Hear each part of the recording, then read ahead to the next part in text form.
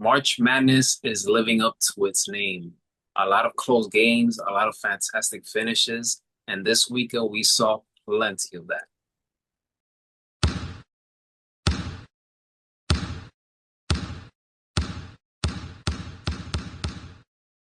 Welcome to Talking March Madness. I am Miguel Mike Medina. This is my partner, Avery Jones. The first one, Iowa versus Florida. The defending champs went home. Iowa is going to the first Sweet 16 since 1999. That's the year that I started watching sports. So 1999 is special to me. But Avery, this is an Iowa team that I could say one of the things that I love that they did in this game, and I absolutely I'm a big advocate on this, and that is the exceptional ball movement. The ball movement was beautiful from the Hawkeyes. Beautiful. Take it from there. Well, I completely agree with you. Iowa had a game plan, and that's one thing that we've seen throughout this tournament, especially with these lower seeds. Their head coach and their team has tapped into a game plan where they have figured out how to maximize not only ball movement, ball handling, they're lowering their chances of turnovers, and they are capitalizing on just getting that higher seed to just be, uncomprehensible of what's going on. We've seen it with Siena. We just saw it with Florida. We've seen it with some other teams where some exceptional games, went into overtime or, teams were just fighting to come back in order to survive. But Iowa did something that I think experts didn't think could be possible because a lot of experts had Florida repeating. They, I mean, that is like a core fundamental aspect in basketball, and that is ball movement. Ball movement was exceptional, low turnovers by Iowa, and they just took control of Florida. And as you can see from the score, Iowa is going on to the Sweet 16. And not only that, when you have that momentum, and now we do have a few days that they can sit back, kind of relax, kind of enjoy that win. Now it's going to be getting back to work because they have another team that pretty much did the same thing. And can they handle that in order to keep this wonderful run going from Sweet 16 to Elite Eight?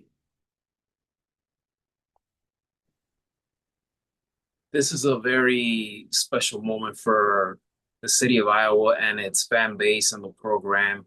You took out the defending champs. You're going to the Sweet 16, something that hasn't been done in 27 years. So I'm happy for Iowa.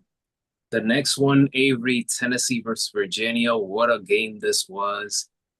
Tennessee, if they would have lost this game, it would have been devastating for them. But Gillespie, sorry, he led them with 21 points. He made 3 of 5 from downtown. When Virginia took the lead 71 to 70, that's where you saw the maturity and growth of the Volunteers for them to come back and play exceptional defense down the stretch was fantastic. Now they are going to their fourth straight Sweet 16. What do you make of their performance? I think the Tennessee Volunteers performance was great. This kind of had, football, flashbacks, for in the fall when, you're talking about Tennessee and Virginia. But, for Virginia has their basketball team has been very consistent this year, but I think they came into a stumbling block when it came to Tennessee.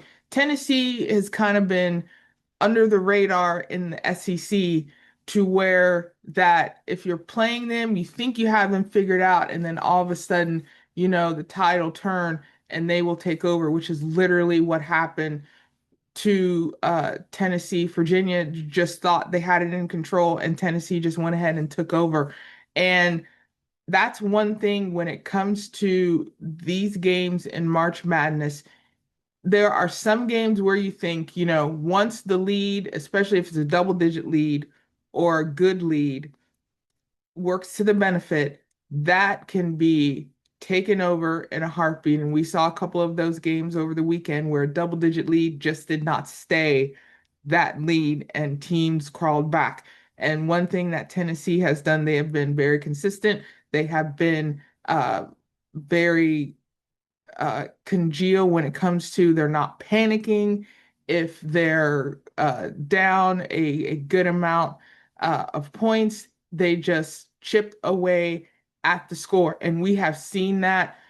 That's like a constant thing in college basketball. 10 points can be a 10-point lead, then all of a sudden you go on a 10-point run in 5 minutes, and then all of a sudden, as the opposition, you're already down by five again, and you have another 5 minutes in order to try and salvage that. And sometimes once scoring, that non-scoring break happens, that's it. That's it. And that's where the tide turned. And I think Tennessee just took control of that and it worked in their benefit. And they are headed to the Sweet 16. And they are going to face a very good team in Iowa State that just made Kentucky look human. Yes, that Kentucky loss was bad. It was bad, as embarrassing. Kentucky fans, players, anyone who's attached to Kentucky, don't log on social media. Just stay away. Just stay away. Stay away from news. Stay away from everything. I know Bro, Kentucky fans, it's hard meditate. during football season, but during basketball season, I know they have hope, but no, they like like the Iowa State Cyclones were their kryptonite. Kentucky, well, and here's the thing, you kind of had an idea that maybe Kentucky was kind of fighting something because their first game went into overtime with Santa Clara. So you kind of figured Kentucky wasn't in the best framework, and Iowa State just took control of it. Iowa State just took control of it. So Tennessee, I think, has a very good matchup there with the Iowa State Cyclones. Buzzer beater, St. John's over Kansas. Dylan Darlin, a player who has become a fan favorite in St. John's. Struggled all night, didn't attempt too many shots. And the only basket that he made in this game turned out to be the most meaningful one. And if you're looking at Kansas defense, how did you let him? And I'm a St. John's fan, but still, as a basketball fan, how can you let him drive to the basket to the right? I just feel like Kansas, they were not aware of their defensive schemes. I don't know what happened there, but hey, I can, as a St. John's fan, I'm happy that they got this win, but they need to tighten it up because they're going to play against your Duke Blue Devils in the Sweet 16. And I just got to say this, Avery. Rick Pitino, whether you like him or not, he knows how to coach. He knows how to Oh, yes. coach, and he is the quintessential old school coach. He still wears his suit and tie, and he was ice cold. He had no emotions Yeah, he was like whatsoever. I loved he it. I was loved he it. was he was kind of giving me flashbacks of Bobby Knight there a bit. Why he was locked in, his players were locked in, and I'm a Duke fan, and I think once we've partnered together for the past few years, I've also become a St. John's fan. I am absolutely proud of this St. John's team. Because last year, when he got hired, I was like, this team, give them a few years. Give them a few years. We're going to see them in the NCAA tournament, and they are going to cause some problems. And they have. Now, that buzzer beater, that seems to be the running story when it comes to when teams think, oh, yeah, we got this in the bag. Let's not worry about it. We saw it with High Point, the young man who scored his first 2 points, fast break layup. Now you have this, and you said it. Sometimes, even when players are not locked in, when things just aren't going right, that confidence can just seep out of them. But when it needs to count, Kansas decided, oh, we're not going to worry about him because he hasn't scored in the past 15 minutes. But sometimes when a score needs to be done, when you need that monumental turn, when you need that basket to count, when you have the opportunity, you're going to take it. You're going to take it and it works out. And I couldn't be more proud of St. John's, but Kansas, you knew better. You should have known better. You are a quintessential program. You should have known better. Man on man, stay with your man. Don't even oh yeah, I'm like, oh, he's not gonna make any shot. I'm not gonna work. No, you play defense. You play defense for 40 minutes. You play until the clock is 0-0. St. John's absolutely deserved that win, in my opinion. Rick Pitino wants to get even with Duke. He hasn't forgotten that Christian Laettner shot. For those of you who don't know, Rick Pitino was the coach of that Kentucky Wildcats team, a team that had Jamal Washburn there, Mashburn, sorry. So he hasn't forgotten about that. And this is a great way. This is a great opportunity for him to beat Duke. So, and I even think he said in the post game conference that he wished that the buzzer beater would have been Uh, on Duke. But hey, yeah. yeah, And he not hasn't forgot only about that, that. and not only that, he has the chance to knock out a number one seed.